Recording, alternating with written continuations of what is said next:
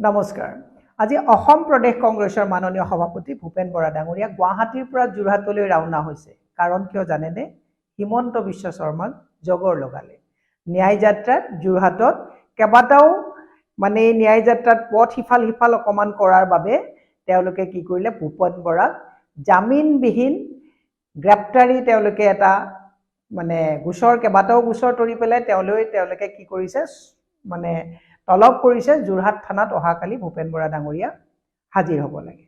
ভূপেন বৰা ডাঙৰীয়া নিৰ্ভীকভাৱে নতশিৰ নকৰাকৈ হিমন্ত বিশ্ব বাহিনীৰ ওচৰত চাৰেণ্ডাৰ নকৰাকৈ আপোচবিহীনভাৱে তেওঁ যোৰহাটলৈ ৰাওনা কৰিছে, যাতে তেওঁ কোনো অপৰাধ যে কৰা নাই, গতিকে তেওঁ আপোচ কৰাৰো প্ৰশ্ন নাই বুলি তেওঁ যোৰহাটলৈ ৰাওনা কৰিছে।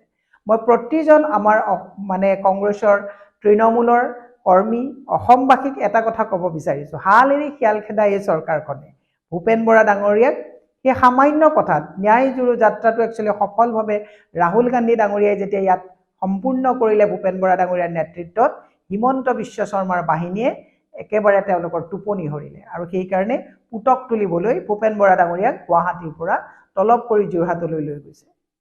আৰু ভূপেন বৰা ডাঙৰীয়া বিৰদৰ্পে আপোচবিহীনভাৱে যোৰহাটত অহাকালি উপস্থিত হ'ব, আজি ৰাওনা হৈছে।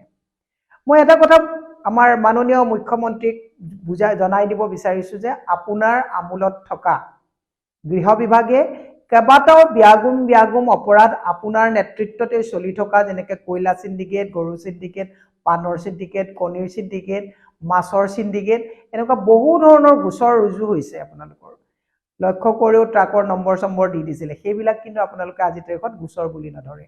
গতিকে আপোনালোকে কৰিলে লীলা। কংগ্ৰেছে যদি ক'ৰবাত অকণমান তেৰা-বেকা ৰাস্তাৰে যাত্ৰা কৰিছে, তেতিয়াহ'লে ধৰি বান্ধি কিলা।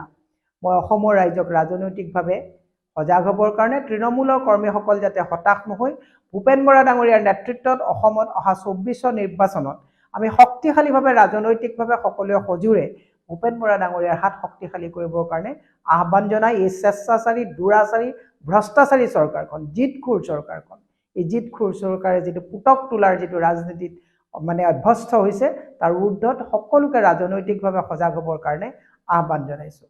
আমি সকলোৱে ভূপেন বৰা ডাঙৰীয়াৰ নেতৃত্বত তেখেতক সজোৰে আমি সহযোগিতা আগবঢ়াবৰ কাৰণে সবলভাৱে আমি সকলোৱে সন্মুখৰ পৰা নেতৃত্ব দিবৰ কাৰণে আমি সকলো সাজু আছোঁ আৰু আমাৰ বিশ্বাস আইনে আইনৰ কোৰ্টত ভূপেন বৰা ডাঙৰীয়াক ন্যায় দিব।